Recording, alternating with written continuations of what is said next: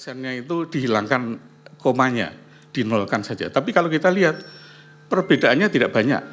Nah, artinya apa? Kalau kita lihat kalau tadi hitung cepat tidak dipercaya karena sampel hanya 2.200 TPS, tapi ini adalah real count, artinya perhitungan nyata yang menunjukkan bahwa hasil dari perhitungan KPU itu tidak berbeda jauh. Nah, kenapa sampai terjadi masalahnya kemudian sampai kita harus bersidang hari ini, Yang Mulia dan Bapak Ibu sekalian? Karena proses Sirekap ini tadi seperti saya sampaikan, dari Sirekap mobile masuk ke Sirekap web, kemudian apa adanya itu langsung ditampilkan di web. Pada waktu mungkin Yang Mulia beberapa kalau yang pernah ikut sidang di 2019, saya sudah menyampaikan waktu itu mestinya itu yang ditampilkan di web itu sudah diverifikasi dulu. Jadi data itu dibagi dua seperti ini ya misalnya. Jadi yang sudah verified itu tampillah di web. Yang belum verified itu di pending dulu, dimasukkan ke tempat sementara dulu sambil diperiksa, kemudian diperbaiki. Jangan kemudian yang diperbaiki itu yang ada. Nah, kalau ini mudah-mudahan nanti teman-teman KPU bisa untuk tahun 2029, biar tidak ada lagi sidang soal Sirekap, gitu. Maka mudah-mudahan bisa mengimplementasikan apa yang saya sampaikan pada hari ini dan termasuk 2019 yang lain. Jadi hanya menampilkan data yang valid saja, yang belum valid ditunda dulu. Demikian saya kira Yang Mulia untuk presentasi dari saya kembalikan pada Yang Mulia. Terima kasih. Assalamualaikum warahmatullahi wabarakatuh. Terima kasih Prof. Marsudi. Silakan. Itu kalau di belakang nggak kelihatan ya dari depan duduknya. Bisa nggak salah satu anggota KPU-nya pindah? Iya. Yang di depan supaya Pak Marsudinya bisa duduk. Nah, kuat Pak, Pak. Nanti jangan-jangan lebih awal buka puasa nanti. Kan 2019 yang lalu kan saya cerita, saya ini praktik tai chi tiap hari, mungkin masih ingat ini ya. Dulu kan bukan bulan puasa, Prof. Sama aja, ya. Minggu juga puasa. Oke, terima kasih kalau bersedia. Silahkan dari termohon mendalami apa ahlinya. Ringkas saja Pak Azim. Terima kasih Majelis. Ada dua pertanyaan yang kami ajukan kepada ahli Prof. Marsudi. Yang pertama, di publik dan juga kemudian diungkapkan dalam persidangan ini, saksi yang diajukan oleh pasangan calon nomor 3, sebagaimana yang kemarin menyampaikan keterangan di sini, itu dalam analisisnya terhadap apa-apa yang ada di dalam Sirekap itu, menyatakan bahwa dalam beberapa waktu tertentu ketika KPU tidak menampilkan pie chart atau hasil pembacaan UCR itu dengan penjelasan bahwa sedang dilakukan koreksi, ternyata menurut saksi tersebut bahwa polanya kok sama ya perolehan suara maupun persentasenya. Jadi kemudian saksi itu berpendapat atau menyatakan bahwa ini Sirekap seolah-olah kesannya sudah dikunci untuk calon tertentu presentasinya sekian, calon tertentu presentasinya sekian. Mohon penjelasan soal ini ahli. Nah yang kedua, di Prof. dalam Marsudi bisa dicatat ya, nanti akan semuanya bertanya dulu baru Bapak Prof menjawab. Yang kedua, sebagaimana tadi dijelaskan oleh ahli bahwa salah satu hal yang berpengaruh terhadap hasil pembacaan data atau hasil foto form C hasil plano yang kemudian diunggah ke tampilan publik Sirekap dalam info pemilu itu adalah faktor kualitas penulisan di dalam formulir tersebut.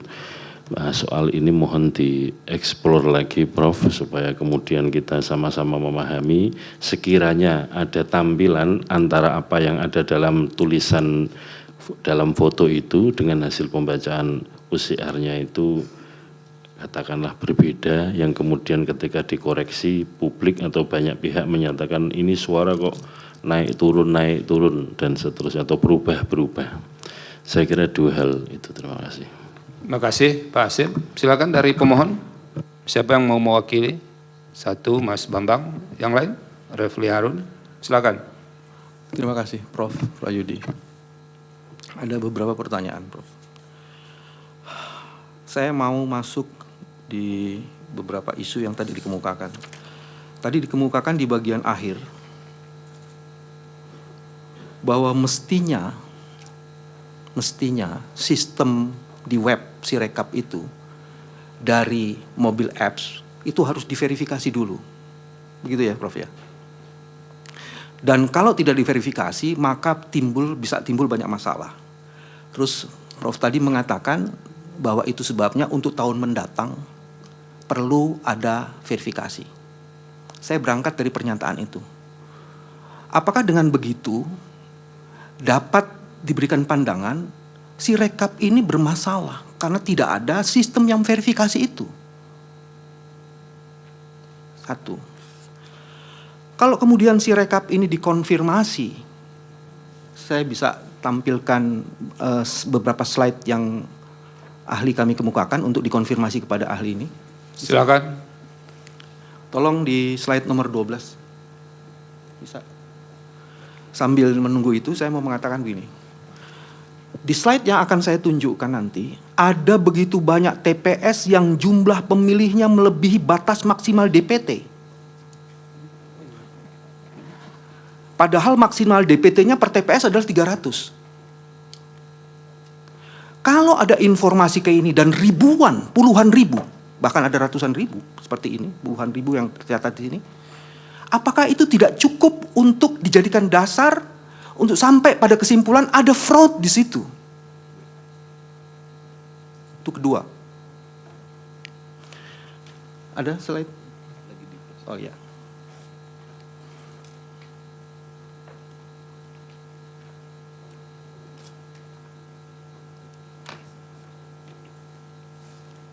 Bisa.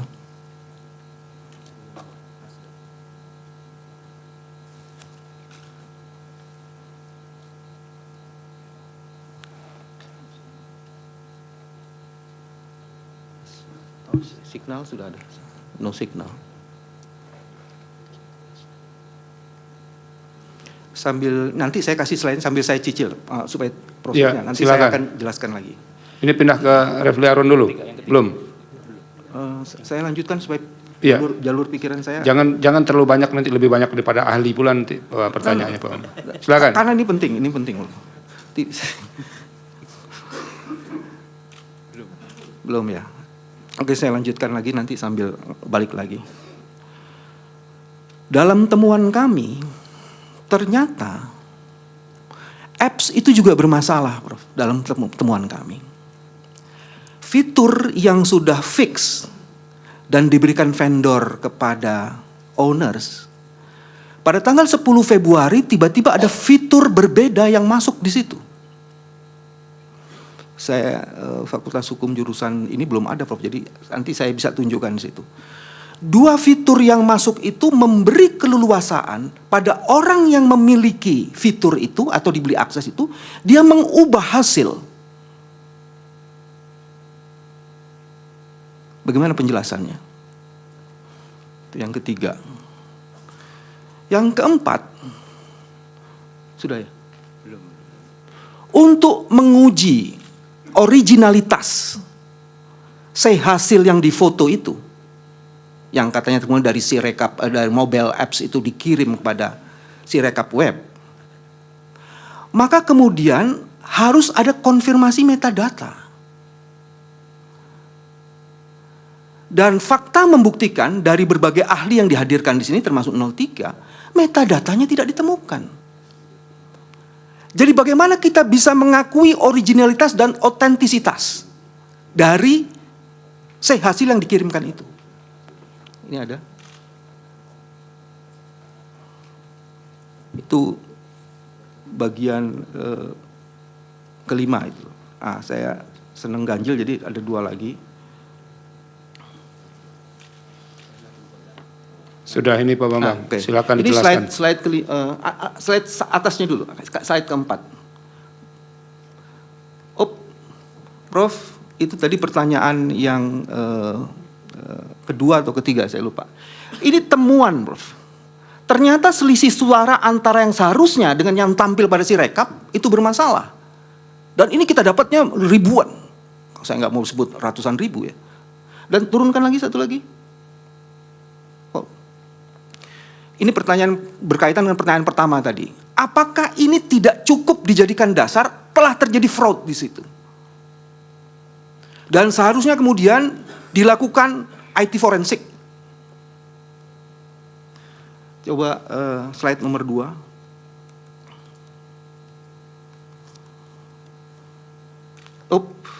Terus. Lagi. Ini, yang tadi itu, yang atasnya lagi.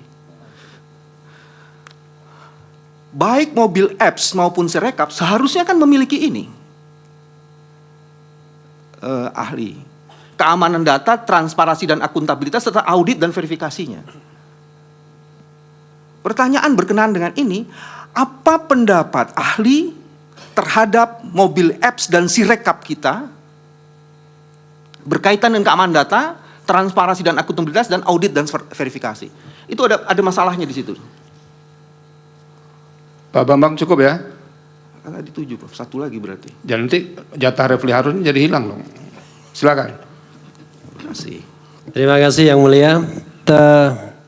Sebelumnya saya minta klarifikasi ke KPU, benarkah KPU mengeluarkan keputusan KPU nomor 345 tahun 2024 yang mengecualikan Sirekap sebagai informasi publik yang tidak boleh diberikan?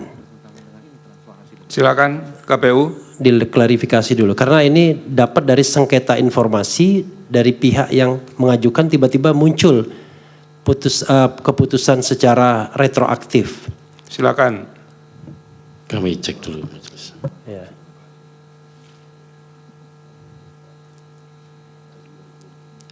Lanjutkan pertanyaan berikutnya. Oke. Belum ya diklarifikasi saya pertanyaan berikutnya. Kemarin dari ahli ya, ahli 03 yang saya lihat dari videonya YouTube mengatakan bahwa suara sah dan suara paslon itu berbeda sampai puluhan juta. Nah, buat ahli itu mungkin nggak? Kalau seandainya misalnya itu cuma technical, tidak ada fraudnya misalnya, itu satu. Kemudian kedua, tadi kan dikatakan soal angka-angka, bisa jadi salah baca. Tapi bagaimana kalau angkanya nambah?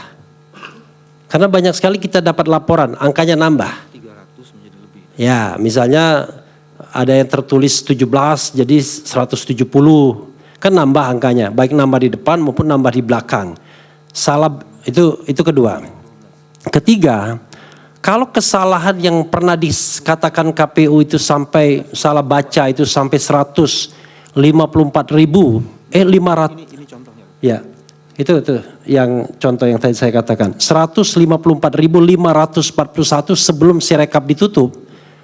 Dan itu mungkin lebih banyak lagi. Bahkan ahli 03 mengatakan itu sampai 400 ribuan tuh kesalahan baca. Itu mungkin enggak? Itu tidak ada fraudnya, itu sekedar technical error gitu. Tapi technical errornya sampai ratusan ribu. Nah yang terakhir tadi, yang pertama, itu betul nggak ada itu? Ada keputusan KPU nomor 345 itu. Karena begini, nanti Pak Refli diklarifikasi. itu enggak ahli yang menjawab ya, itu dijelaskan oleh KPU. Iya, enggak, saya mau tanya.